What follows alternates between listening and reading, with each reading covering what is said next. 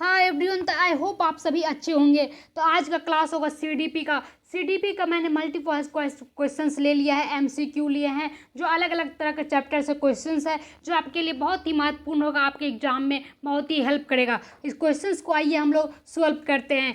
तो पहला क्वेश्चन है कि भाषा के अर्जन एवं विकास के लिए सर्वाधिक संवेदनशील अवधि कौन सी है। अगर आपने नहीं पढ़ा है इसका थ्योरी तो अपने चैनल पर जाइए और सीडीपी का प्लेलिस्ट बना हुआ है सीडीपी क्लास का, वहाँ आपको बहुत ही अच्छे तरीके से बेसिक तरीके से समझा कर मिलेंगे। तो चलिए इस क्वेश्चंस को हमने सॉल्व करते हैं। तो इसका आंसर हो जाएगा प्रारंभिक बाल्यावस्था। सबसे जो बच्चा भाषा संवेदनशील सीखता है, भाषा का कह सकते हैं एक तरह से अवस्थी जो है आपको अवस्था जो क्या है, प्रारंभिक बाल्यावस्था। तो आपको अगर अच्छा लगता है, अगर आप पढ़िए, अगर आपको पूरी तरह से वीडियो अच्छे लगे तो आप मेरे चैनल को जरूर सब्सक्राइब करिए और हर रोज़ आप क्लास से जुड़िए। और क्लास के साथ साथ आपको अगर बिहार सुपर टेट बीपीएससी के माध्यम से टीचर बनना चाहते हैं तो उसके लिए भी सीरीज आता है हर रोज़, ठीक है, उसे आप जरूर ज्वाइन करिए। तो चलिए हम लोग इसका आंसर बी नंबर होगा। अगला क्वेश्चन देखते हैं 2 नंबर क्या है। दूसरा क्वेश्चन है कि आपको निम्नलिखित में से कौन से लॉरेंस कोलबर्ग के द्वारा प्रस्तावित नैतिक विकास की एक अवस्था है। कहता है, एक इसमें कहता है कि आप बताइए कि कौन सा ऐसा लॉरेंस कोलबर्ग के द्वारा जो प्रस्तावित नैतिक विकास की एक अवस्था है। इसका कहने का है कि जो नैतिक विकास का जो कहाँ बच्चे मतलब कर पाते हैं, तो ये सामाजिक अनुबंधन अनुवियास होगा, ठीक है। इसका आंसर बेस्ट हो जाएगा बी नंबर। इसमें कोई नहीं है, बच्चे नैतिक कब आपको अपने आप को समझ पाता है, नैतिक निर्णय कब ले पाता है, जब वो सामाजिक के बीच में अनुबंधन तो समाज से बंधन बन जाता है उसका, उस समय वो नैतिक निर्णय लेता है, वो सही गलत का फैसला कर पाता है। इसको समझने के लिए आपको एक वीडियो देखना भी पड़ेगा। जो नहीं पढ़े, जो पढ़े हैं उसको आंसर जरूर आएगा। अगर आपको आंसर आता तो मेरा वीडियो क्वेश्चंस को देखते ही पूछ करेंगे, पहले आंसर देंगे, इसके बाद मेरा आंसर देखेंगे, ठीक है। अगर आपको कोई डाउट लगता है तो आप मुझे कमेंट बॉक्स में जरूर करेंगे। तो चलिए अगला क्वेश्चंस देखते हैं हम लोग। अगला क्वेश्चंस कहता है, अगला क्वेश्चन है कि कक्षा में परिचर्चा के दौरान एक शिक्षक प्राय लड़कियों के तुलना में लड़कों को अधिक ध्यान देता है, यह किसका उदाहरण है। तो मैंने इस पे एक एक क्वेश्चंस पे एक एक वीडियो बना चुके हैं, मतलब जो जो टॉपिक से क्वेश्चंस लिया है वो वीडियो बन के तैयार है, आप जरूर जाकर देख सकते हैं। सीडीपी में आपको 30 में से 30 नंबर लाने का दावा रखते हैं, मेरा अपना नंबर बता रहे, मेरा भी सीडीपी में 30 में 30 है, ठीक है। तो कक्षा में परिचर्चा के दौरान एक शिक्षक प्राय लड़कियों की तुलना में लड़कों को अधिक ध्यान देता है, ये किसका उदाहरण है। ये क्या होगा, आपको जेंडरवादिता मतलब जेंडर रूढ़िवादिता हो गया, ठीक है, जेंडर पक्षपात हो गया, ठीक है। इसमें कोई, इसमें कहता है कि जेंडर पहचान भी है, जेंडर समानता भी है, जेंडर समरूपता है, लेकिन यहाँ पे पहचान करने के लिए नहीं बोला है, जेंडर पक्षपात हो रहा है इसके साथ, ठीक है। मतलब एक लड़की की तुलना में, एक लड़कों की तुलना में एक लड़कियों को कम ध्यान दिया जाता है, इसीलिए इसको जेंडर पक्षपात हो गया। चलिए हम लोग अगला क्वेश्चन देखते हैं। जेंडर पक्षपात, जेंडर में आपको एक ही चीज़, जहां आपको लगे कि लड़कों लड़की में तुलना हो रही है वो जेंडर पक्षपात हो गया, जेंडर रूढ़िवादिता हो गया, ठीक है। वही 2 आंसर होंगे, फिक्स कर लीजिए आप। चौथा क्वेश्चन है कि भाषाओं में जेंडर रूढ़िवादिता और जेंडर भूमिका का अनुरूपता कम करने के लिए निम्नलिखित में से कौन सी पद्धति प्रभावशाली होगा। सीटेट में बेस्ट क्वेश्चन रहेगा, हमें जहाँ तक इसी तरह का क्वेश्चन पूछा जाता है, लैंग्वेजुअल क्वेश्चन पूछता है। इसमें कहते हैं भाषाओं में जेंडर रूढ़िवादिता एवं जेंडर भूमिका को अनुरूपता को कम करने के लिए निम्नलिखित में से कौन सी पद्धति प्रभावशाली होगा। सिंपल से बात कहते हैं, चाहे जेंडर रूढ़िवादिता हो, चाहे जेंडर की बात कहा गया है, पक्षपात होता हो कि लड़का लड़की को तुलना करे, लड़का लड़की में तुलना कर रहे हैं, तो वहाँ कम करने के लिए हमें क्या करनी चाहिए, तो जेंडर पक्षपात के बारे में परिचर्चा करना चाहिए, मतलब जेंडर पक्षपात के बारे में हमें बातचीत करना चाहिए कि कैसे क्या होगा, कैसे कम होगा, या जेंडर विशिष्ट भूमिकाओं का महत्व देना चाहिए, या हमें उसे ज़्यादा महत्व देना चाहिए, नहीं ऐसा होना चाहिए, या जेंडर के प्रति खेल समूह बनाना चाहिए। क्या आपको लगता है कि लड़कियों को अलग और लड़कियों को अलग खिलाना चाहिए, जेंडर पृथक करने के बैठने की व्यवस्था करना चाहिए, क्लासरूम में क्या लड़कों का अलग लड़कियों का अलग बैठने की व्यवस्था करनी चाहिए। तो ये हमारा शिक्षा पॉलिसी नहीं कहती है। शिक्षा पॉलिसी का कहना है कि जेंडर में कोई भेदभाव नहीं होना चाहिए, इसका पक्षपात पे परिचर्चा करना चाहिए। एक टीचर को एक बच्चों से, सभी बच्चों के साथ उसे परिचर्चा करना चाहिए। परिचर्चा करने का अर्थ हुआ उसे बातें करना चाहिए कि जेंडर नहीं, जेंडर रूढ़िवादिता नहीं करनी चाहिए, मतलब पक्षपात नहीं करना चाहिए लड़कों और लड़कियों में। अगर लड़के लड़की के साथ कंफर्टेबल है तो उसे ज़रूर बैठाना चाहिए अनुशासन के साथ। तो चलिए हम लोग देखते हैं, इसका आंसर हो गया ए। तो अगला क्वेश्चन हम लोग देखते हैं। आई होप आप लोग को सारा क्वेश्चन समझ में आ रही होगी। जो भी पढ़े हैं, जो नहीं पढ़े हैं उसको एक थ्योरी वाइज वीडियो देखना पड़ेगा। जो आपको अच्छा लगे तो जाकर देखिए, आपको सारा क्वेश्चन का सारा आपको चैप्टर का प्लेलिस्ट बना हुआ है। तो चलिए अगला क्वेश्चन हम लोग देखते हैं। 5वां क्वेश्चन है कि निम्नलिखित में से किस मनोवैज्ञानिक ने बच्चों को ज्ञान के सक्रिय जिज्ञासु के रूप में देखते हुए चिंतन पर, इसका कहने का अर्थ हुआ कि कौन सा मनोवैज्ञानिक बच्चों को ज्ञान के सक्रिय जिज्ञासु के रूप में, मतलब बच्चे ज्ञान के लिए सक्रिय हैं, सक्रिय मतलब क्या एक्टिव है, मतलब उसका भी मन है, ठीक है। एक्टिव कहने का अर्थ हुआ कि उसकी इच्छा है, मन है, उसका चिंतन पर सामाजिक एवं संस्कृति के विषय पर वस्तुओं का प्रभाव का महत्व दिया। उसका कहने का अर्थ है उस मनोवैज्ञानिक का कि सामाजिक संस्कृति से बच्चे वस्तुओं को प्रभाव से महत्व देता है, कि मतलब उससे बच्चे बहुत ही अच्छे से समझ पाएंगे। तो ये कौन सी मनोवैज्ञानिक थी? तो मैंने आपको पढ़ाते समय एक ट्रिक दिया था, जहाँ सामाजिक और संस्कृति की बात आए वहाँ वाइगोत्स्की बाबा होगा, ठीक है। जहाँ सामाजिक और संस्कृति की बात आए वहाँ क्या हो जाएगा? वाइगोत्स्की हो जाएगा। तो क्या है, आंख बंद करके इसका आंसर आप बी लगाएंगे, इसमें कोई लॉजिकल नहीं है। जो ट्रिक थी मैंने आपको बता चुके हैं। तो चलिए अगला क्वेश्चंस देखते हैं। तो 6 नंबर क्वेश्चंस कहता है, जिंगसॉ पहेली करते हुए समय 5 वर्ष की जन्मा स्वयं से कहती है। इसका कहने का अर्थ हुआ कि जिंगसॉ पहेली को करते हैं समय 5, मतलब जिंगसॉ करते समय 5 वर्ष की एक बच्चा है जो कहती है नीला टुकड़ा कहाँ है? नहीं, वह पाला नहीं, गड्ढे रंग वाला जिससे जूता भूरा बन जाएगा। मतलब स्वयं से कहती है। जहाँ मैंने आपको पढ़ाया है, तो जहाँ बच्चे खुद से बातें करने लगे मतलब वो व्यक्तिगत, वो खुद से बात कर रहे हैं, मतलब प्राइवेट स्पीच हो गया, मतलब अलग अपने आप में बात कर रहे हैं, ठीक है। तो ये हो गया आपका क्या होगा? व्यक्तिगत, व्यक्तिगत वार्ता हो गया, ठीक है। जोर जोर से बोलना, मतलब जोर से बोलना, ये पब्लिक स्पीच हो गया, मतलब सभी के सामने जोर से बोल रहे हैं, ठीक है। तो इसका आंसर क्या हो जाएगा आपको? लेव वाइगोत्स्की के अनुसार ये किस तरह से संबोधित करता है? इसका आंसर ए नंबर हो जाएगा। वो खुद से बातें कर रही है, वहाँ आप इतना पढ़ने नहीं जाएगा नीला टुकड़ा हरा टुकड़ा। जहाँ आपको स्वयं से बातें करने की बात आए वो हो गया व्यक्तिगत वार्ता। तो चलिए इस क्वेश्चन को आप लोग समझ गए होंगे। अगर नहीं समझ में आता तो आप मुझे बताइए, नहीं समझ में आता उसके लिए मैं आपको एक हेल्प दूं कि आप जाकर क्या बोलते हैं, लेव वाइगोत्स्की के अनुसार जाके उसको वीडियो देखेंगे, ठीक है। इसके बाद आपको पूरी तरह से समझ में आ जाएगी। तो चलिए अगला देखते हैं हम लोग। तो बच्चों को संकेत देकर तथा आवश्यकता पड़ने पर सहयोग प्रदान करना निम्नलिखित में से किसका उदाहरण है? तो ये आपको बहुत ही अच्छे से पढ़ना होगा। जहाँ भी बच्चे का सहयोग देने की बात है, हमेशा मैं क्वेश्चन ट्रिक में दे रहे हैं आपको, सीडीपी में बहुत आसान बना देगा, 30 में 30 नंबर लाएगा ये 100%। आपको मैथ्स में आप नहीं ला सकते हैं, आप क्या करते हैं हिंदी में नहीं ला सकते हैं, लेकिन सीडीपी में 30 में 30 लाने का आपका क्षमता है आपके पास, कोई भी बच्चे ला सकते हैं, जिससे आपका नंबर बहुत ही अच्छा रहेगा।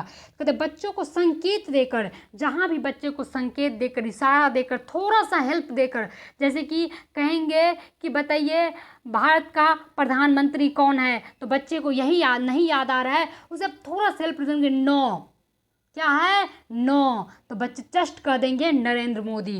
तो इसी तरह से जब सहयोग की बात करें, संकेत की बात करें, इशारे की बात कहें, तो उसका आंसर पार हो जाएगा, ढांचा हो जाएगा। ये पार हो जाएगी, ढांचा हो जाएगी, इससे आंसर कोई नहीं होगा, इसका फिक्स कर लेंगे आप, आंसर डी नंबर हो जाएगा। तो चलिए अगला क्वेश्चन हम लोग देखते हैं। अगला क्वेश्चन करते हैं, चलिए तो 8 नंबर क्वेश्चंस हम लोग डिस्कशन करते हैं। 8 क्वेश्चंस है कि आपका निम्नलिखित व्यवहारों में से कौन सा जीन पियाजे के द्वारा प्रस्तावित मूर्त संक्रियात्मक अवस्था को विशेषित करता है? इसका जो 4 ऑप्शन दिया गया है, इसमें कहते हैं जीन पियाजे ने 4 अवस्थाएं दी थी, जिसमें से मूर्त संक्रियात्मक अवस्था का कौन सा विशेषित होगा? तो पहला ऑप्शन है परिकल्पनित निगनात्मक, मतलब परिकल्पना का। यहाँ बच्चे कल्पना करके सोचता है, मतलब सपनों में सोचता है। तो ये मैंने बहुत ही अच्छे से सारे टॉपिक पढ़ाए हुए हैं, अगर आपको यहाँ पे नहीं समझ में आ रहे तो टॉपिक देखना पड़ेगा। तो चलिए हम लोग क्वेश्चंस की ओर मूव करते हैं। तो पहला का आंसर क्या है? पर तो ये तो होगा नहीं, ये हो गया आपका मूर्त संक्रियात्मक नहीं, अमूर्त संक्रियात्मक में ये लक्षण दिखता है। इसके बाद दूसरा कहता है संरक्षण, और तीसरा कहता है कक्षा समावेश, मतलब संरक्षण होता है, ठीक है। संरक्षण का गुण आ गया, मतलब बच्चे समझ गए कि आपको क्या है, पूरी तरह से जो जो चीज़ उसको दिए सामने में उस चीज़ को समझ रहे देख के गुणों के आधार पे। तो इसके बाद कहता है आस्थगित अनुकरण, पदार्थ अस्तित्व, मतलब पदार्थ का अस्तित्व ना हो। यहाँ पे कहते हैं प्रतीकात्मक, तो प्रतीकात्मक का मतलब हो गया ये पूर्व आपको संक्रियात्मक अवस्था में, तो इसका आंसर बेस्ट हो जाएगा B number, B for ball. इसका आंसर क्या हो जाएगा आपको, बी नंबर संरक्षण हो जाएगा। ठीक है, तो चलिए हम लोग, आई होप आप लोग को समझ में आता होगा। तो चलिए अगला क्वेश्चन देखते हैं, 9 नंबर क्वेश्चन हम लोग। 9 नंबर क्वेश्चन कहते हैं बच्चों के संज्ञानात्मक विकास के संदर्भ में निम्नलिखित में से कौन सा पियाजे का संरचना है। इसमें कहता है कि बताइए संज्ञानात्मक विकास मतलब संज्ञान, संज्ञानात्मक मतलब क्या हो गया, संज्ञान मतलब ज्ञान। ठीक है, संदर्भ में निम्नलिखित बच्चों का पियाजे का कौन सा संरचना है। क्या आपको पता है कि जब पियाजे ने एक ही संरचना दिया था जिसमें स्कीमा, क्या है, एस्कीमा। इसका बेस्ट आंसर ये हो जाएगा। आप ये सब पढ़ना पड़ेगा, आपको एक भी क्वेश्चन ऐसा नहीं है कि सीडीपी में नहीं बनेगा। और जब सीडीपी आपका अच्छा हो गया तो आपका 90 नंबर बच्चों क्या है, 90 नंबर आपका अच्छा होगा। और जैसे ही 90 नंबर अच्छा हो गया मतलब आप बहुत ही बेस्ट स्टूडेंट कहलाएंगे, मतलब बेस्ट स्टूडेंट मतलब 100+ नंबर आपका रहेंगे। तो चलिए हम लोग अगला क्वेश्चन देखते हैं, 10वां क्वेश्चन। ऐसी क्वेश्चन आपको मिलेंगे एग्जाम में, इसी तरह से लैंग्वेजुअल ज़्यादा बड़ा बड़ा करके देगा। आप पढ़े रहेंगे, कुछ हल्का हल्का क्वेश्चन पढ़े रहेंगे, लेकिन उसी को क्या करेंगे, शब्द रूप में बदल के बड़ा कर देता है। तो घबराएंगे नहीं क्वेश्चन देख के। तो आकलन का प्राथमिक उद्देश्य क्या होना चाहिए, मतलब एक बच्चे को जब आकलन करेंगे तो आकलन मतलब हुआ कि उसको जब हम टेस्ट एक तरह से कह सकते हैं, आकलन करने का अर्थ हुआ कि बच्चे को जांच करेंगे कि कितना उसमें पानी में है। तो जब आकलन करते रहेंगे तो क्या हो गया, उसका विद्यार्थियों को श्रेणी में निश्चित करेंगे। इसका कहने हैं का अर्थ है पहला ऑप्शन कि विद्यार्थियों के लिए श्रेणी निश्चित करेंगे। क्या आपको लगता है कि जब कहा जाता है शिक्षा पॉलिसी कि ऐसा नहीं कहेंगे कि 30 नंबर आएगा तो 30 नंबर ही आना चाहिए, इसके बाद फेल कर देंगे। ये आपको यहाँ तक 8 क्लास तक कोई ऐसा नहीं है। तो कहता है कि मतलब प्राथमिक उद्देश्य क्या होना चाहिए, तो विद्यार्थियों के लिए श्रेणी निश्चित कर देना चाहिए, एकदम नहीं। उसको ये नहीं मतलब अपने अनुसार नहीं, उसको आप बच्चे के अनुसार करना चाहिए। इसके बाद कहते हैं संबंधित अवधारणाओं के बारे में बच्चों को अस्पष्टता और तथा भ्रमितों को समझना चाहिए। मतलब कहता है कि संबंधित अवधारणाओं के बारे में बच्चों की अस्पष्टता मतलब कहने का अर्थ है बच्चे जिस चीज़ में अस्पष्ट नहीं है उसको, और भ्रमित मतलब बच्चे भ्रमित है कि अच्छा ये होगा क्या होगा, मतलब मन में नहीं तो भ्रम टाइप का, उस टाइप का है, उसको समझना चाहिए टीचर को। या विद्यार्थियों को प्राप्त अंकों पर उसको नामांकित करना चाहिए। जैसे परीक्षा लेंगे, आकलन का मतलब एक तरह से समझ सकते हैं आपकी एग्जाम ले रहा है, ठीक है, जब उस तरह से उसका अंक आएगा उस तरह से उसको नामांकित करना चाहिए। या रिपोर्ट कार्ड पर उत्तीर्ण अनुत्तीर्ण अंकित करना चाहिए, या रिपोर्ट कार्ड पर उसको फेल या पास कर देना चाहिए। तो एकदम नहीं, बच्चे को कभी ये नहीं करना चाहिए। इसके बाद उसको अंकों के आधार पर ऐसा नहीं कि उस फेल है तो उसे नामांकन नहीं करेंगे, सभी बच्चे को पास करने का शिक्षा पॉलिसी कहा गया है। तो यहाँ पर क्या हो गया, सबसे पहले उसकी बच्चों को जो अस्पष्ट नहीं है, जो उसकी भ्रांतियाँ है, जो उसको समझ में नहीं आ रहा है, उसको एक टीचर को समझ के उसे सुधारना चाहिए। तो ये कहता है शिक्षा पॉलिसी। सीडीपी में जब भी आपको लगता है आसान, आपको जब सीडीपी हार्ड लगने लगे तो आसान बनाने के लिए एक ही ट्रिक है, एक बच्चे को हित के बारे में आप सोचिए, आपको एक भी क्वेश्चन नहीं बनेगा, ऐसा नहीं होगा। तो चलिए 11 नंबर क्वेश्चन देखते हैं। ऐसे ही क्वेश्चन पूछा जाता है एग्जाम में, आप एग्जाम दीजिए तभी पता चलेगा आपको कि कैसा क्वेश्चन, अगर आपने दिए होंगे तो जरूर आपको पता होगा। ऐसी लाइनर क्वेश्चन रहता है, कंप्यूटर पे आपके साथ साक्षात रहेंगे, अब ऑनलाइन एग्जाम होता है। तो चलिए कहते हैं निम्नलिखित कथनों में से कौन सा बुद्धि के बारे में सही है। मैंने सारे चैप्टर से एक एक क्वेश्चन ले लिए हैं, तो आपको संपूर्ण सीडीपी का टेस्ट हो गया, आपको कौन सा क्वेश्चन बन रहा है कौन सा क्वेश्चन नहीं बन रहा है। कहते निम्नलिखित कथनों में से कौन सा बुद्धि के बारे में सही है। बुद्धि एक निश्चित योग्यता है जो जन्म के समय ही निर्धारित किया गया है। तो एकदम नहीं, जब भी बुद्धि के बारे में, तो बुद्धि कभी जन्म से नहीं होता, बुद्धि आकर यहाँ पर अर्जित करता है बच्चा, या उसके जन्मजात गुण जरूर होता है, लेकिन बच्चे में क्या होना चाहिए, ऐसा नहीं है कि निश्चित योग्यता है। एक आदमी इतने उसके पास बुद्धि रहता है कि वो बहुत कुछ कर सकता है, ठीक है। तो बुद्धि को मानकीकृत परीक्षणों प्रयोग का सटीक रूप से मापा जा सकता है। क्या बुद्धि को मापा जा सकता है, तो एकदम नहीं। चलिए हम लोग अगला क्वेश्चन देखते हैं, अगर मापा जा सकता है तो अगला भी ऑप्शन देख लेते हैं कि एक एकात्मक कारक है जिसे एकांकी विशेषक है। कहने का मतलब है कि ये सिर्फ एक कारक है ऐसा जो मतलब कह सकते हैं कि नहीं ऐसा ऐसा ऐसा है, तो ऐसा भी नहीं है, ये भी गलत, ये भी गलत, ये भी गलत। अब चौथा ऑप्शन, बुद्धि बहुआयामी है, जटिल प्रयोक्ताओं का एक समूह है, तो सही है। बुद्धि क्या है, बहुआयामी है, बुद्धि को बहुत आयाम है, बुद्धि एक तरह का नहीं होता है, बुद्धि बहुत तरह का होता है। बुद्धि आप जितने यूज करेंगे उतने आपका यूज होगा, ऐसा नहीं कहेंगे किसी के पास बुद्धि नहीं, अगर वो करना चाहेंगे तो बहुत कुछ कर सकते सकता है, एक मंदबुद्धि बालक बहुत साइंटिस्ट बन सकता है, जैसे कि न्यूटन को आप देखेंगे। तो इसी तरह का आपको कह सकता है कि इसका आंसर सबसे बेस्ट होगा डी नंबर, सबसे बेस्ट होगा। बुद्धि के बारे में जहाँ आए तो बुद्धि बहुआयामी है, तो बहुआयामी किसने कहा था? तो हार्वर्ड गार्डनर ने। तो इसी तरह का क्वेश्चन पूछा जाता है बुद्धि से, इससे बाहर क्वेश्चन नहीं आता है। तो चलिए हम लोग 12 नंबर क्वेश्चन देखते हैं। संपूर्ण सीडीपी का टेस्ट आपको सिर्फ 20 मिनट के अंदर, आपको इससे बाहर कुछ नहीं रहेगा। आपको एक पैटर्न बताया जाए, एक टीचर कभी भी आपको हूबहू क्वेश्चंस ला कर नहीं देगा। मैं 100% गारंटी देता हूँ कि कोई आपको 100% क्वेश्चंस वही उठा के नहीं देगा, लेकिन आपको एक रास्ता जरूर देगा कि अगर क्वेश्चंस ऐसे आए तो आप उसको ऐसे बनाएंगे। तो रास्ता ही बहुत मार्ग है मंजिल तक पहुँचने के लिए। तो चलिए हम लोग देखते हैं। तो 12 नंबर क्वेश्चंस क्या है कि रोही हमेशा समस्या का एकाधिक समाधान के बारे में सोचती है। इनमें से काफ़ी समाधान मौलिक है। रूही के गुणों का वर्णन करें। इसका आंसर हो जाएगा आपको, देखिए क्या होता है। एकाधिक का अर्थ हुआ कि एक से अधिक, मतलब अनेक। अब क्या करती है, एक क्वेश्चंस दिया रोही को, जो आप हमेशा वो एक क्वेश्चंस को क्या करती है, 4-5 समाधान निकालती है। तो आपको ये पढ़ना पड़ेगा। एक अपसारी चिंतन होता है, एक अभिसारी चिंतन होता है। तो अपसारी चिंतन में क्या होता है, आपको एक से अधिक, और अभिसारी में क्या होता है, एक क्वेश्चंस का एक ही आंसर। तो यहाँ पर अभिसारी सबसे पहले नहीं होगा, अन्य में विचार आत्म केंद्रित हो। आत्म केंद्रित का मतलब हुआ कि ईगो, तो ईगो वाली बात यहाँ पे नहीं कहा गया है। तो सृजनात्मक विचार, सृजनात्मक का मतलब बच्चे सृजनात्मक होता है, मतलब खुद ही रचना करता है, मतलब रचना करने वाले बच्चे खुद से रचना करते हैं, उसे सृजनात्मक कहते हैं। तो इसका आंसर हो जाएगा A4, आपको एप्पल जो सबसे बेस्ट आंसर हो जाएगा। तो चलिए हम लोग अगला क्वेश्चंस की ओर बढ़ते हैं। आपको समझ में आ गई होगी। आप यहाँ पर बच्चे जैसे क्या करेंगे, हम लोग तो जब पढ़ाते हैं बच्चों को ऑफलाइन हो या ऑनलाइन, तो उसमें क्या कहते हैं कि एक से अधिक अगर जवाब दिया तो उस तरह से बच्चे से दिमाग में बैठे रहते हैं। यहाँ पर क्वेश्चंस क्या दे दिया कि एकाधिक, एकाधिक का अर्थ हुआ एक से अधिक, ठीक है।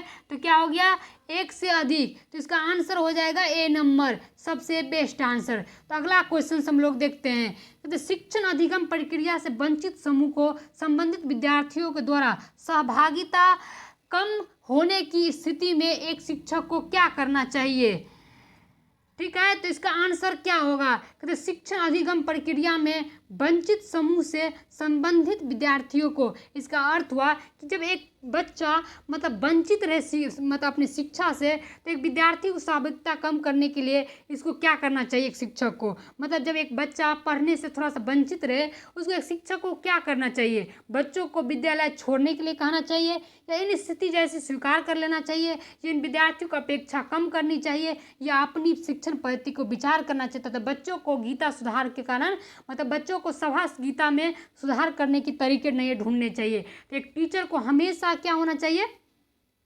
एक टीचर को हमेशा क्या होना चाहिए कि अपने नए नए तरीक़ों से उस बच्चे को, वंचित बच्चों को शिक्षा में लाने का, पढ़ाने का प्रयास करेंगे, ना कि उसे स्कूल छोड़ने के लिए कहेंगे, ना ही उसे स्वीकार नहीं करेंगे जैसा है वैसा छोड़ देंगे, ना ही उसे क्या करेंगे, उसकी अपेक्षा कम करनी चाहिए कि उससे कुछ नहीं होगा, उससे ज़रूर कुछ होगा। आप उससे नए नए तरीके सिखाएंगे। इसका बेस्ट आंसर क्या हो जाएगा, डी नंबर। तो चलिए हम लोग अगला क्वेश्चन देखते हैं। अगला क्वेश्चन कहते हैं कि एक समावेशी कक्षा में एक शिक्षक को विशिष्ट शैक्षणिक योजनाएं को, मतलब कहता है कि एक समावेशी कक्षा में एक शिक्षक को विशिष्ट शैक्षिक योजनाओं को तैयार नहीं करना चाहिए, कभी कभार तैयार करना चाहिए, सक्रिय रूप से तैयार करना चाहिए, तैयार करने के लिए हतोत्साहित करना चाहिए। जहाँ ये हतोत्साहित आए वो गलत वर्ड है, मतलब ये हतोत्साहित पॉजिटिव क्वेश्चंस में कभी नहीं होगा। जैसे कहेंगे कि बच्चे को आपको मतलब कम करने के लिए क्या करना चाहिए, हतोत्साहित करना चाहिए, तो एकदम रॉन्ग होगा। मतलब सही क्वेश्चंस के लिए कभी ये हतोत्साहित नहीं होगा, ठीक है।